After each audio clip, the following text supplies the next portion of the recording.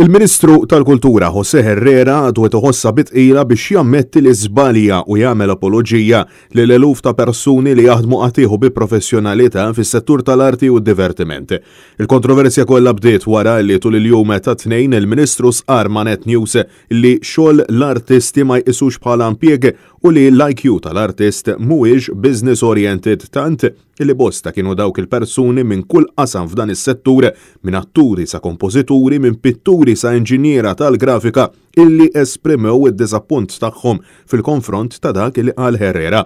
Iżda quddiem dan kollu, José Herrera kompla jinsisti li kien żball fir-rapportaġġ u issa meta kien affrontat quddiem il-Parlament mill-Malta Daily, il-Ministru saħaq illi ġie miskwotat. Tatura biex ikunu jistgħu il-ħidma tagħhom jisarfuha f'aktar frott ekonomiku. Aqlijat ġejt miskwotat. Il-IQ tagħhom ta' min ikun vokazzjoni ma tantx tkun business oriented.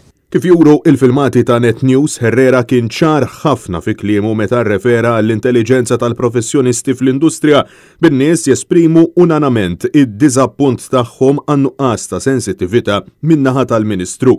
Ħalaqstant il-fatt li insista li ġie miskwotat mhux korrett u diversi persuni insistew li ma jistax il-Ministru f'nifs wieħed jgħid li 12,000 ħaddiem u eluf oħra part-time fl-arti jiffurmaw 8% tal-ekonomija imbagħad jgħidilhom illi m'għandhomx moħħ kummerċjali.